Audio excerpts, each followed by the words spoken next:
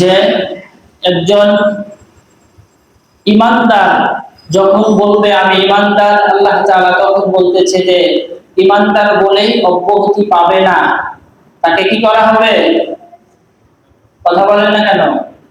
তাকে পরীক্ষা করা হবে। পরীক্ষার মাধ্যমে তাকে নির্বাচিত করা হবে, যাচাই বাছাই করা হবে আসলে কি সে প্রকৃত ইমানদার না এর মধ্যে ভেজাল আছে, ঠিক কিনা?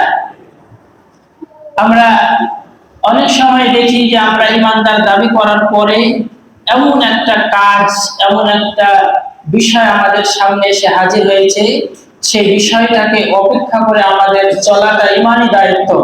কিন্তু বর্তমান সময়ে আপনার মুখের দিকে তাকিয়ে অথবা আপনার রাষ্ট্রের দিকে তাকিয়ে এইরকম বিভিন্ন কাজে কর্মে এই দিকে তাকিয়ে আমরা ওটাকে আবার বরখেলাপ করে চলার চেষ্টা করি। আমার দলকে খুশি করার জন্য, আমার নেতাকে খুশি করার জন্য এটাকে প্রত্যাখ্যান করে চলি, ঠিক কিনা? এজন্য আমাদেরকে একটা জিনিস খেয়াল রাখতে হবে যে ইসলাম পালন করতে গিয়ে, আল্লাহ এবং তার রাসূলের আনুগত্য করতে গিয়ে পৃথিবীর জমিনে যত বাধা আছে সমস্ত বাধাকে অপেক্ষা করে আল্লাহ এবং তার রাসূলের আনুগত্য করতে হবে। কথাটা কার?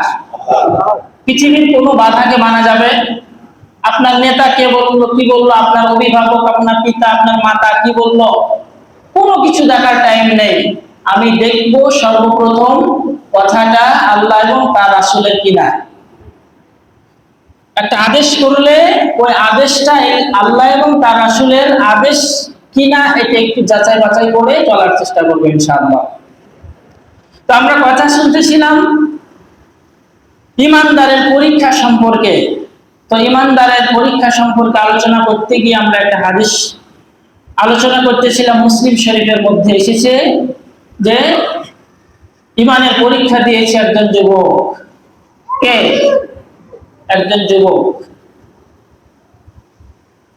প্রিয় ভাই সব,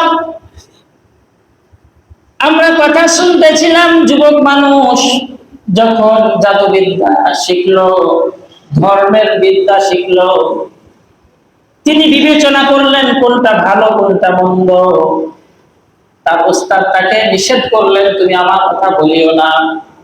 এইভাবে পর্যায়ক্রমে বাদশার নিকট যখন উপস্থিত হলো, বাদশা ওই মন্ত্রীকে আর ওই ধর্মযাজককে দুজনাকে করাত দিয়ে চিড়ে হত্যা করলো। এখানে তো রেখেছিলাম নাকি?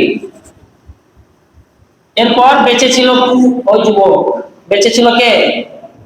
যখন দেখলো যে ঈমান এত শক্ত, ইসলামের প্রতি এত প্রিয়তা এনেছে, এত মজবুত ঈমান এনেছে যে এদেরকে কখনো সরানো সম্ভব না। তো এখন এই যুবক বেঁচে রয়েছে। তো বাদশাহ একদল সেনাবাহিনীকে ডাকলো, একদল সৈন্যকে ডাকার পরে ওই সৈন্যকে আদেশ দিল এই যুবককে নিয়ে চলে যাও, ওই পাহাড়ের চূড়ায় নিয়ে চলে যাও। ওই পাহাড়ের চূড়ায় যাওয়ার পর ওই পাহাড়ের চূড়ায় যুবককে উঠাইবে। উঠানোর পর ওর কাছে একটা আদেশ রাখবে, একটা কথা রাখবে, যে কথাটা হলো যে ঈমান যদি ছাড়ো তাহলে তোমাকে ছেড়ে দেওয়া হবে। একটা ওজন, একটা অজুহাত তার কাছে রাখলো, তুমি যদি ঈমান ছেড়ে দাও, তার কাছে শর্ত রাখলো ঈমান যদি ছেড়ে দাও তাহলে তোমাকে জীবিত ফেরত দেওয়া হবে। আর যদি ঈমানকে তুমি যদি না ছাড়ো, ইসলাম থেকে যদি না সরে আসো, তাহলে এই পাহাড়ের চূড়া থেকে তোমাকে ফেলায়া দিয়ে হত্যা করা হবে। বলেন নাউজুবিল্লাহ। যুবক তখন বলল কখনো নয়, কখনো নয়, আমি ঈমান থেকে এক চুল পরিমাণ সরব না।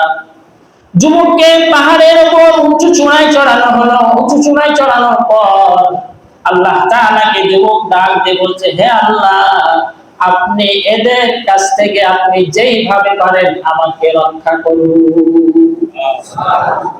আপনি যেইভাবে ইচ্ছা আপনার যেভাবে ইচ্ছা আপনি আমাকে এদের হাত থেকে কি করুন, সাহায্য চাইলে কার কাছে চাইবো? সবাই বলেন।